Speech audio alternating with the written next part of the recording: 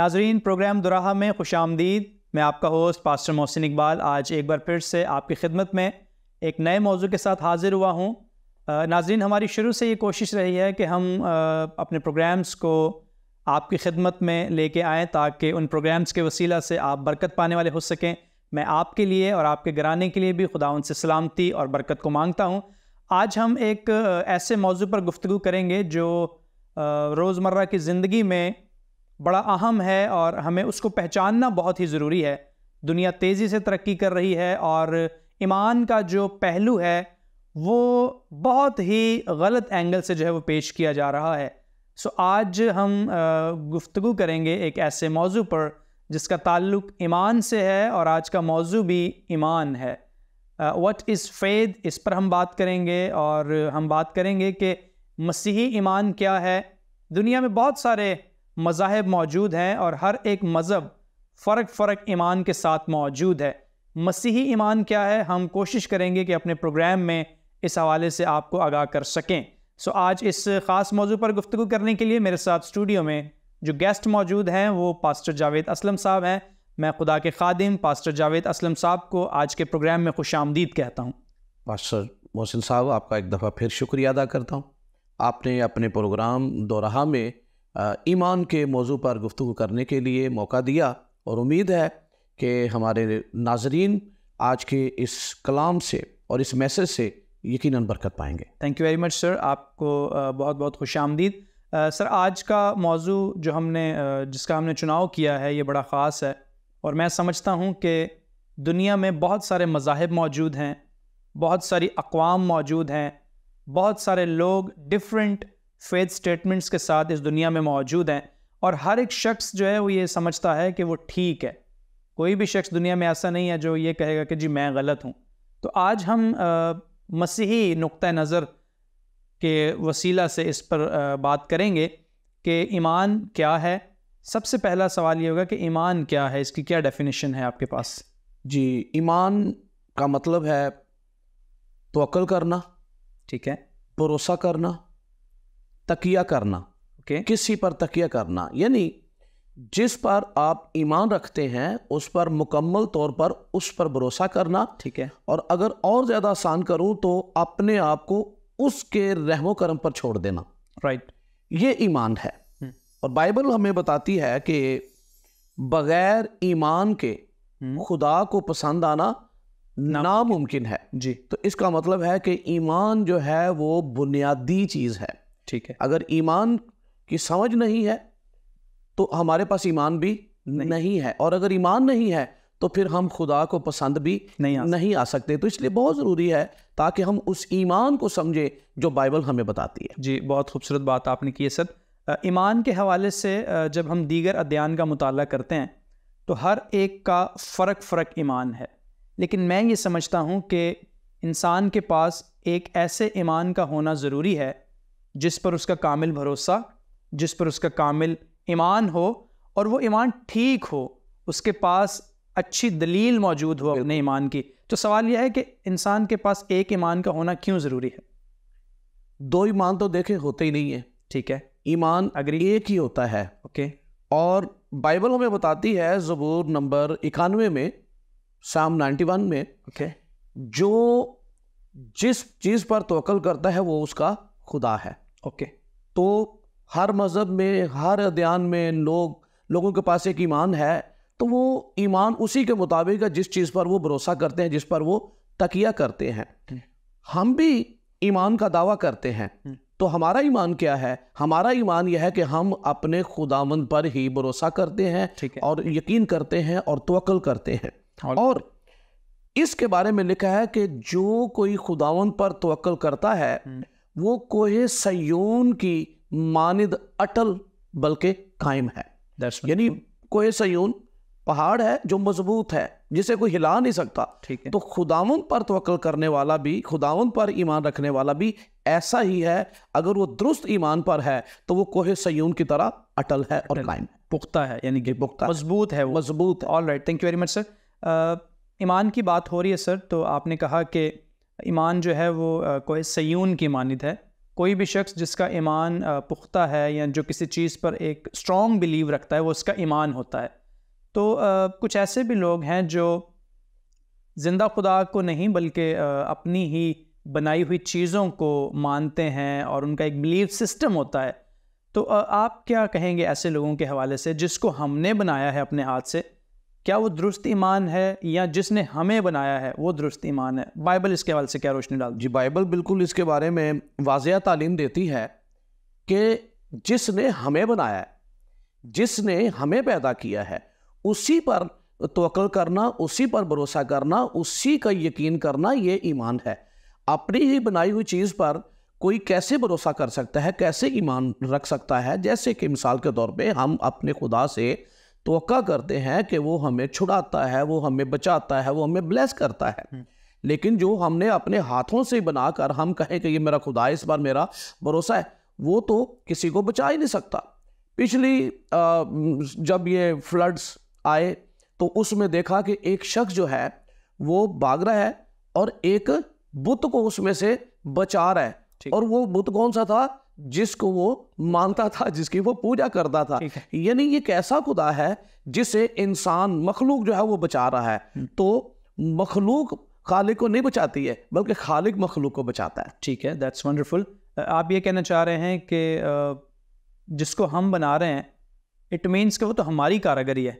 बिल्कुल, हम उस पर मुकम्मल इख्तियार रखते हैं, उसको जिस तरह का मर्जी बना सकते हैं, छोटा बना सकते हैं, बड़ा बना सकते हैं, जैसा चाहे बना सकते हैं। तो वो हमारा जो बिलीव उस पर है वो ठीक नहीं है। जी बिल्कुल, एतकाद ठीक नहीं है, बिल्कुल, भरोसा उस पर रखना ठीक बात नहीं है।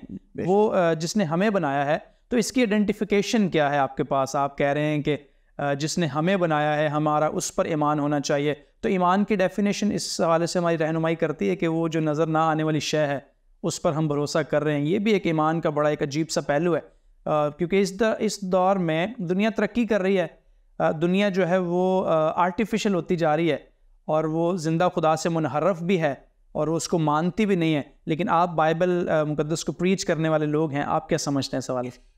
देखें, वाक़यात, हालात ये ईमान को मुतासर नहीं करते हैं। ठीक है, इसके लिए जो कुछ भी हो जाए दुनिया में, कितनी भी तब्दीली या रोनमा हो रही हो, कैसे भी हालात पैदा हो जाएं, लेकिन एक चीज़ जो है वो बुनियादी है, वो तवक्कुल उसी पर करना होगा जो अनदेखा खुदा है। ओके। और ईमान की डेफिनेशन में ये शामिल है कि ईमान है ही अनदेखी चीज़ों का सबूत है। जी, पहला तो ईमान का बुनियादी जो बात है वो ये है कि खुदा है जो अनदेखा है। ठीक है, खालिक है जिसने इस कायनात को तख्लीक किया है, जिसने ज़मीन और आसमान को पैदा किया है, और हम उसी पर भरोसा करते हैं। मरकज़ की इंजील 16वें बाब में लिखा हुआ है, खुदावंद यीशु मसीह ने फरमाया, खुदा पर ईमान रखो। और हम किस खुदा की बात करते हैं? उसी खुदा की बात करते हैं जो अनदेखा खुदा है। ठीक है, लेकिन हमें इसका सबूत मिलता है। बाइबल में हमें ईमानदारों के या ईमान के सूरमाओं का जिक्र मिलता है। ठीक है, अगर आप इब्रानियों का खत पढ़े 11वां बाब, तो उसके अंदर आपको पूरी एक लिस्ट मिलेगी ईमान के जो सूरमा है उनकी एक मुकम्मल तफसील बयान पूरी उसमें तफसील बयान की गई है कि वो ईमान ही था जो वो खुदा पर करते थे और उसकी खातर उन्होंने क्या क्या कुछ नहीं किया। बहुत कुर्बानियां, मार खाई है, कुर्बानी दे दी, आग में डाले गए हैं, तलवार से मारे गए, आग में डाले गए, आरे से चीरे गए, ठीक है, और जलते हुए तेल में डाले गए। पर कौन सी चीज़ है जो उन्हें संभाले हुए है? वो उनका ईमान है जो जिंदा खुदा पर रखते हैं। ठीक है, बहुत अच्छी बात है। ईमान की बात हो रही है सर, तो जैसे आप और मैं क्रिश्चियन बिलीव है हमारा, हमारा क्रिश्चियन फेथ स्टेटमेंट है, हम मसीह पर ईमान रखते हैं। तो ईमान को परखने का ज़रिया क्या है, या ईमान को परखने की हमारे पास क्या ऐसी शय है जिस पर हम अपने ईमान को परख सकते हैं? करंथियों के नाम दूसरा खत है पौलुस रसूल का, 13वां बाब है। वहाँ पर यह फरमाया गया है कि अपने ईमान को आजमाओ। ठीक है, अपने ईमान को परखो। इसका मतलब है कि यह बड़ा ज़रूरी है जी, कि ऐसा तो नहीं है जिसे हम ईमान समझ रहे हैं या जिसे हम ईमान कह रहे हैं वो ईमान हो ही ना। हम किसी चीज़ को ईमान समझ रहे हैं लेकिन वो ईमान ही ना हो, तो फिर जैसा कि आपने फरमाया, जो आपका सवाल है, फिर हम कैसे परख सकते हैं, कैसे जान सकते हैं? तो किसी भी चीज को परखने के लिए कोई ना कोई दुनिया में पैमाना तो होता ही है। बिल्कुल है। तो ईमान को परखने के लिए, ईमान को चेक करने के लिए हमारे पास दुनिया में कोई आला ऐसा नहीं है, ठीक है, ना कोई ऐसी चीज है, पैमाना है जिससे हम परख सके कि मैं ईमान पर हूं। ईमान को परखने के लिए सिर्फ और सिर्फ खुदा का कलाम ही है। खुदा का कलाम जो है वो पैमाना है। जब हम अपने ईमान को इस कसौटी पर चेक करते हैं तो वहां पर हमारा ईमान परखा जाता है कि ईमान पर है या कि नहीं है। तो कलाम जो है वो कसौटी है। कलाम जो है वो हमारे लिए मोतबर है, वही हमारे लिए हुज्जत है कि इस किताब मुक़द्दस के अकॉर्डिंग जो चीज़ है वो ईमान है हमारा। राइट। अगर हम बात करते हैं मसीही ईमान की बुनियादी अकाइयों की, तो डिफरेंट स्टेटमेंट्स हैं मुख्तलिफ मज़ाहिब में। दुनिया में जितने भी लोग हैं हर एक तो मसीह को कबूल नहीं कर रहा। जी बिल्कुल। और हर एक का ये मानना नहीं है कि खुदावंद यीशु मसीह जो हैं वो खुदा के बेटे हैं और वो मरे, वो दफन हुए, फिर वो ज़िंदा हो गए।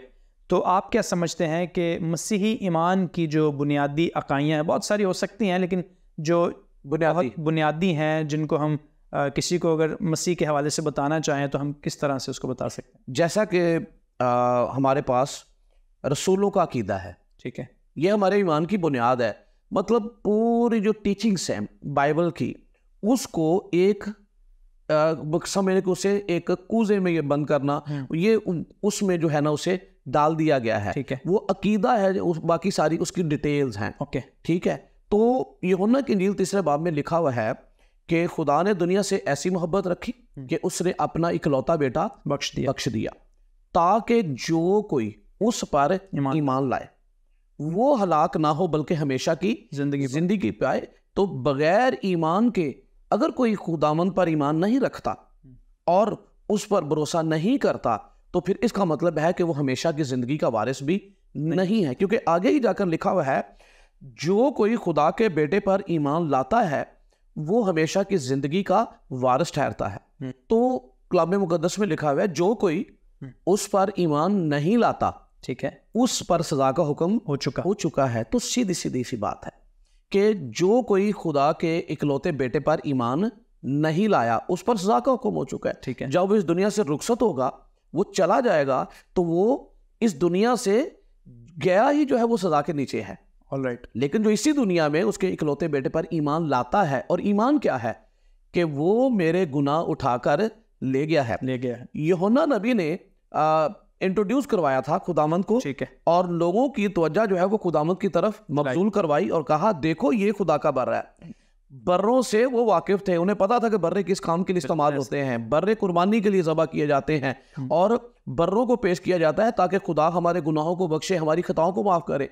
तो उसने उनकी तवज्जो कराई कि देखो ये खुदा का बर्रा है। उसी कॉन्टेक्स्ट में उसको सिखाना चाह रहे थे कि बर्रा का काम क्या करता है। तो कहा कि ये खुदा का बर्रा है और ये खुदा ने मुहैया किया है। देखो ये खुदा का बर्रा है जो जहान का गुनाह उठा दिया जाता है। जब जहान की बात आती है ना, तो इसमें किसी एक मजहब की बात नहीं हो रही, ठीक है, सिर्फ हम मसीहत की बात नहीं कर रहे जी। जब जहान की बात है, कोई माने या ना माने, कोई उस पर ईमान लाए या ना लाए, ये दूसरी बात है, लेकिन उसका कफारा, वो जो गुनाहों को उठाया जाना है, वो सिर्फ किसी एक कौम, किसी एक कबीले, किसी अहले जुबान के लिए नहीं है, सिर्फ मसीहों के लिए नहीं है, बल्कि सारी दुनिया के लिए है। तमाम कायनात, तमाम जितने भी दुनिया में इंसान है वो किसी मजहब से ताल्लुक रखते हैं। आप मुकाशवा की किताब में देखें तो वहां पर लिखा है कि बड़ी भीड़, हर कौम, हर कबीले से, हर उम्मत से। इसका मतलब है कि हर उम्मत और हर कबीले, हर मजहब में से जो कोई इस बात पर ईमान ले आएगा कि ये खुदा का बर्रा है, खुदा का इकलौता बेटा है और ये हमारे गुनाहों को उठाकर ले गया है, और अकीदे में शामिल है कि उसका मरना, यीशु मसीह का जी उठना, ये हमारे ईमान की बुनियाद है कि यीशु मसीह का मरना जो है वो अपनी जात में खुदा है, पाक है और कोई गुनाह नहीं है उसमें। ठीक है। यीशु मसीह ने ऐलान किया, दावा किया, तुम में से कौन है जो मुझ पर गुनाह साबित करे। तो कोई आंसर नहीं आया। पत्थर मारने लगे, संसार करने लगे। खुदावंद ने कहा किस बात के लिए, किस बात के सबब से, मैंने ऐसा कौन सा काम किया है?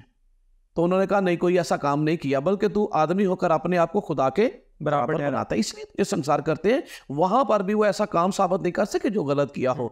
वो गाली खाकर गाली ना देता था, उसके मुंह में हरगिज़ छल ना था। ठीक है, वो बेऐब था।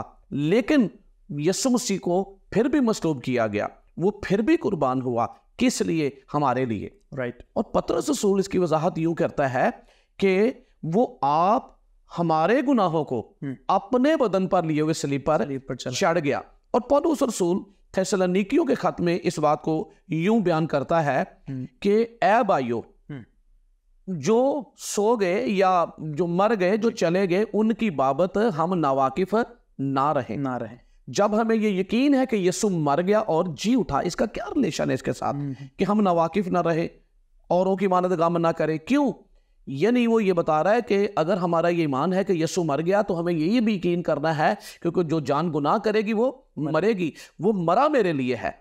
तो यानी यीशु का मरना मेरा मरना हुआ। राइट। जब यीशु मर गया मैं मर गया, तो जब यीशु जी उठा तो क्या सिर्फ यीशु जी उठा? हम भी जी उठे। जब मैं मरा मसीह के साथ हूं तो उसके जी उठने के साथ मैं जी उठा हूं, उसने मुझे जिंदा किया। राइट। तो सर ईमान की बात हो रही है, तो बीइंग अ क्रिश्चियन, आप पादरी साहब हैं, आप प्रीच भी करते हैं, खुदा यीशु मसीह के हवाले से स्टूडेंट्स को टीच भी करते हैं। तो अगर ये प्रोग्राम जो है वो क्रिश्चियन लोग नहीं देख रहे हैं या दीगर अदयान के लोग इस प्रोग्राम को देख रहे हैं, तो वो भी अपने जहनों में ये इस बात को सोच रहे होंगे कि ये किस शख्स की बात कर रहे हैं कि जिस पर हम ईमान लाएंगे, हमेशा की ज़िंदगी पाएंगे।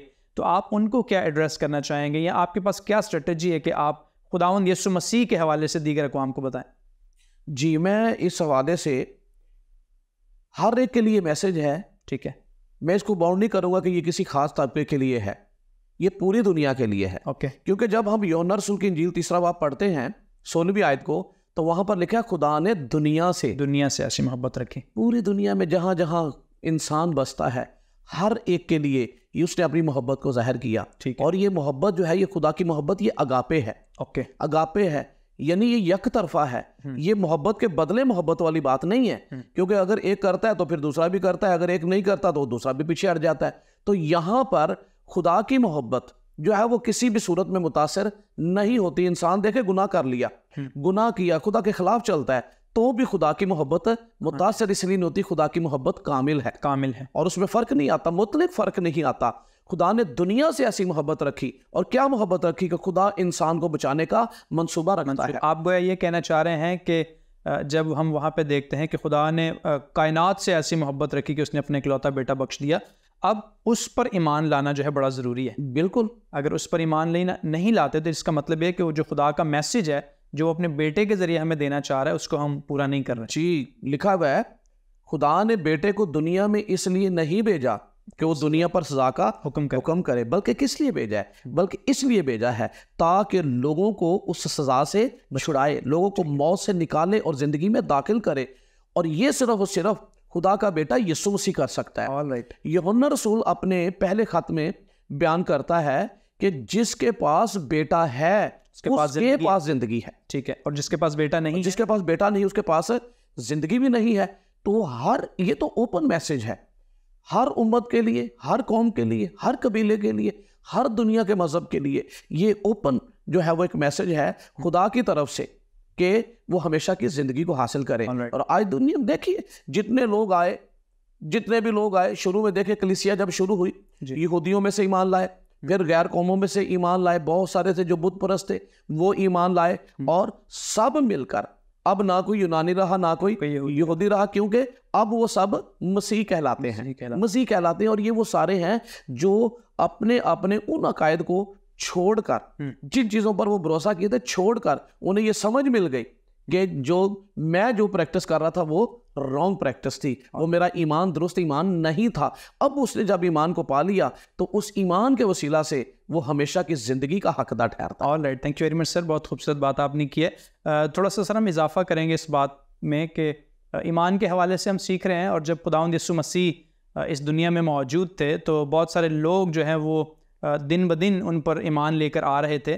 तो जब खुदावंद यीशु मसीह दुनिया में प्रीच कर रहे थे, क्योंकि हमारा ये ईमान है कि खुदावंद यीशु मसीह कामिल खुदा और कामिल, तो जब वो इस दुनिया में मौजूद थे, तो जब वो प्रीचिंग कर रहे थे, वो भी लोगों को उनसे मुलाकात करते थे, तो एक वाक़या है जो कि एक बहुत बड़े यहूदी स्कॉलर का वाक़या है। आप उनको जानते, गमलीएल उनका नाम है। तो उनके पास जब कुछ लोग आते हैं और वो कहते हैं कि ये जो मसीह नाम की प्रीचिंग हो रही है या जो यस्सु नाम की प्रीचिंग हो रही है ये ठीक नहीं है।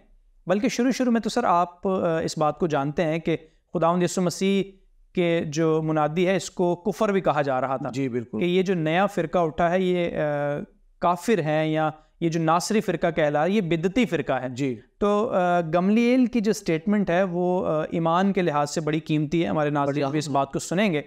उन्होंने कहा कि अगर तो ये खुदा की तरफ से है तो ये रुक नहीं सकता, अगर ये खुदा की तरफ से नहीं है तो ये आहिस्ता आहिस्ता वक्त के साथ साथ ये खुद ही ख़त्म हो जाएगा। बिल्कुल हो जाएगा। तो ये स्टेटमेंट कमाल की स्टेटमेंट है, और उस वक्त और इस वक्त में अगर हम इसको देखें तो ना तो ये जो है दीन कम हुआ है बल्कि दिन ब दिन इसमें इजाफा होता चला जा रहा है।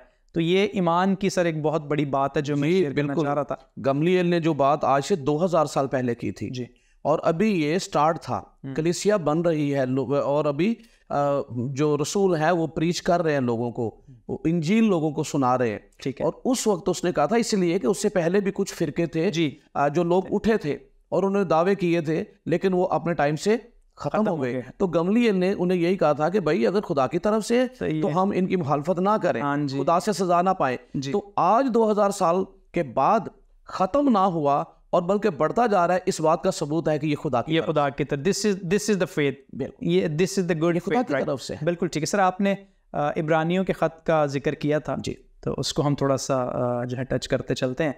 आपने जिक्र किया था कि वहाँ पर ईमान के सुरमाओं की एक फहरिस्त बयान जी जी। तो मैं चाहूँगा कि आप इस प्रोग्राम में किसी एक सूरमा की मिसाल दें जो ईमान का बहुत बड़ा सूरमा हो कि गुजरा है इस दुनिया में। जी, मैं सूरमा तो एक लंबी लिस्ट है, बहुत लंबी लिस्ट है, और एक एक की उस ईमान के ऊपर बात करें तो एक एक मैसेज बनता है बहुत, और वो भी सिर्फ आपके एक आधे घंटे का नहीं, एक एक घंटे का भी हो सकता है। लेकिन मैं बुनियाद पर जाऊंगा। ठीक है। हमारे लिए जो नमूना है या पैटर्न है वो है खुदा का बंदा बुजुर्ग अब्राहम। All right. और जिन्हें ईमानदारों का बाप भी कहा जाता है। बिल्कुल ऐसे से। तो वो हमारे लिए एक बड़ा ज़बरदस्त नमूना है कि ईमान जो है वो देखी हुई चीज़ का यकीन करना नहीं होता। ठीक है। देख ली तो वो ईमान नहीं है, वो तो मुशाहिदे में आ गई, वो हमारे एक्सपीरियंस में आ गई है, तो हम उसे ईमान नहीं कह सकते। ईमान क्या है? जो देखा नहीं उस पर यकीन करना। तो मैं बाइबल मुकद्दस में से एक रेफरेंस जो है वो कोट करना चाहता हूँ, तो उससे हम अपनी बात को ज़्यादा जो है वो वजाहत के साथ समझ पाएंगे। जी श्योर। पैदाइश की किताब 12वां बाब पहली आयत से, और खुदावंद ने अब्राहम से कहा कि तू अपने वतन और अपने नातेदारों के बीच से और अपने बाप के घर से निकल कर उस मुल्क में जा जो मैं तुझे दिखाऊंगा, और मैं तुझे एक बड़ी कौम बनाऊंगा और बरकत दूंगा और तेरा नाम सरफराज करूंगा। सो तू बाई से बरकत हो, जो तुझे मुबारक कहें उनको मैं बरकत दूंगा, और जो तुझ पर लानत करे उस पर मैं लानत करूंगा, और जमीन के सब कबीले तेरे वसीला से बरकत पाएंगे। ये बड़ी अहम बात है। किसी का अच्छा खासा घर हो और उसे कहे गए अपने तो घर को छोड़ दे। ठीक है। अपने बाप की जायदाद का वो वारिस है जी, उस बाप की जायदाद में उसका हिस्सा है। ठीक है। और उसे कहा जाए कि छोड़ दे, विड्रॉ कर दे, और तू क्या कर, मैं तुझे एक मुल्क देने वाला हूं। चले आज का दौर होता, आप जाके गूगल पे सर्च करते, आप देख लेते कि ये मुल्क कहां पर वाक़या है भाई, उसके बारे में जानते, आपको उसकी जानकारी मिल जाती। बड़ा खूबसूरत है जी। ठीक है। ये उस वक्त की बात है जब ऐसी कोई चीज नहीं है, ऐसी फैसिलिटी नहीं थी, कोई चीज नहीं है, कोई फैसिलिटी नहीं है। ऐसे मुल्क में जो जहां दूध और शहद बहता है, फिर उसे एक और वादा किया गया कि मैं तुझे बरकत दूंगा और तुझे एक बड़ी कौम बनाऊंगा। और किसको कह रहा है? जिसके औलाद ही नहीं है, बीवी बांझ है, और उसे कह रहा है एक तो बड़ी कौम बनाऊंगा, तू ये घर छोड़, मैं तुझे एक मुल्क देने वाला हूं। ये बड़ा मुश्किल फैसला है। अपने घर को छोड़ना कौन चाहता है, या कौन छोड़ेगा? जो खुदा से पहली दफा उसकी मुलाकात हो रही है, उसके घर में इज्जत है, नौकर चाकर है, सब कुछ है, आसाइश है, फिर क्यों खुदा चाहता है? अगर खुदा बरकत देनी है तो यही दे दे। पर खुदा उसे इससे बड़ी बरकत देना चाहता है। इससे पहले कि वो एक बड़ी कौम बने, इससे पहले कि वो औलाद वाला हो, इससे पहले कि मुल्क का वारिस बने, उसे इन चीजों को छोड़ना पड़ेगा। शागिर्द कहने लगे, देख हम अपना सब कुछ छोड़कर तेरे पीछे हमें क्या हो गए हैं, हमें क्या मिलेगा? खुदावंद ने कहा, ऐसा कोई नहीं जो मेरी खातिर कुछ छोड़े, उसे इस जहान में 100 गुना और आने वाले जहान में हमेशा की जिंदगी है। इसके पास क्या था? इससे कुछ नजर नहीं आ रहा, लेकिन उसके बावजूद भी खुदा ने 3 चीजें छोड़ने के लिए कहा, नातेदार, वतन और अपने बाप का घर। और आप अगर बरकतों को गिने तो ये 7 हैं। तो 7 का अदद जो है कामलियत का अदद है, यानी जो भी इंसान के लिए खुदा ने बरकत तैयार की है सारी की सारी बरकतें अब्राहम को देना चाहता है जी। पर किस सूरत में? अगर वो छोड़े तो उसका छोड़ना जो है ये भरोसा करना होगा, ये खुदा पर तकिया करना होगा कि खुदा सच्चा है और जो कुछ कहता है ऐसा ही है। तो मैं 12वें बाब की 4थी आयत पढ़ने लगा हूं। ठीक है। सो अब्राहम खुदावंद के कहने के मुताबिक चल पड़ा। ये एक ईमान का सफर था, ये ईमान का सफर है। और लूत उसके साथ गया और अब्राहम 75 वर्ष का था जब वो हरान से रवाना हुआ। 75 वर्ष का था जब रवाना हुआ है और 99 ईयर्स का हो गया है, 99 साल का, और अभी खुदा कहता है मैं तुझे एक बेटा दूंगा। तो 24 साल गुजर चुके, अभी तक नहीं। कैसा ईमान है? आज तो लोग दुआ इधर करें तो चाहते हैं कि 24 घंटे के अंदर रिजल्ट आए, लेकिन खुदा हमें एक ईमान की बुलंदी पर लाना चाहता है। इसके दौरान खुदा ने उसे उसके ईमान को इतना मजबूत कर दिया कि वो खुदा पर मुकम्मल भरोसा करना सीख गया। खुदा हमें भी बरकत देना चाहता है। मैं नाजरीन के लिए कहूंगा कि हम सब बरकत यकीनन खुदा से चाहते हैं, पर जैसा खुदा कहता है वो करते नहीं है। अब्राहम ने खुदा के कहने के मुताबिक चल पड़ा जी। तो कहने के मुताबिक क्या था? खुदा ने कहा ये छोड़ दे, वो छोड़कर चल पड़ा। अब ऐसे वतन की तरफ जा रहा है जिसे पता ही नहीं है। तो मैं इसे हमेशा एक बात कहता हूं, प्रीच करता हूं कि उसका हर बढ़ता हुआ कदम जो है वो ईमान का कदम है, फेथ स्टेप है, और वो अपनी मंजिल के करीब होता जा रहा है। वो जो कदम बढ़ा रहा है वो अपनी बड़ी कौम बनने की तरफ कदम बढ़ा रहा है, वो अपने मुल्क की तरफ जो खुदा ने वादा किया बढ़ा रहा है। तो हमें कुछ छोड़ना पड़ेगा, जो खुदा ने हमें हुक्म किया है वो अपनी जिंदगी से तर्क करनी पड़ेंगी। खुदा हमें यकीनन ब्लेस करना चाहता है, बरकत देना चाहता है, पर जो चीजें खुदा के नजदीक नापसंदीदा है उनको निकालना पड़ेगा और दुरुस्त ईमान को अपनाना पड़ेगा। तब खुदा हमें दुनिया में सरफराजी अता करेगा और बुलंदियों पर ले जाए। Thank you very much sir, आपने आज अपने कीमती वक्त दिया है और ईमान के हवाले से काफ़ी सारी बातों को हमने डिस्कस किया। ये एक ऐसा मौजू है सर जिस पर कई नशिस्तें जो है रखी जा सकती हैं। और दुरुस्त ईमान क्या है, आपने बताया कि किताब मुक़द्दस हमारे पास एक ऐसा पैमाना है जिसमें हम अपने ईमान को चेक कर सकते हैं। ये एक ऐसी कसौटी है जिसमें हम अपने आप को परख सकते हैं। नाजरीन, आखिर में, क्योंकि आप जानते हैं कि हमारे पास वक्त कम होता है और हमारी कोशिश होती है कि काफ़ी सारी बातों को हम इस प्रोग्राम में समेटने वाले हों, ताकि आप जब कमेंट्स करते हैं तो हम आपको रिप्लाइज़ भी करने वाले हों। सो आज का प्रोग्राम था ईमान के हवाले से। मैं चाहूँगा कि आप ज़रूर अपने अपने ईमान को चेक करें और बहुत सारी बातों को आपने नोट किया है तो आप कमेंट्स के ज़रिए हमें इस हवाले से आगाह भी कीजिएगा। स्क्रीन पर दिए हुए नंबर्स पर आप हमसे रब्ता भी कर सकते हैं। अगले प्रोग्राम तक के लिए आप हमें इजाज़त दीजिएगा। खुदा हाफिज़।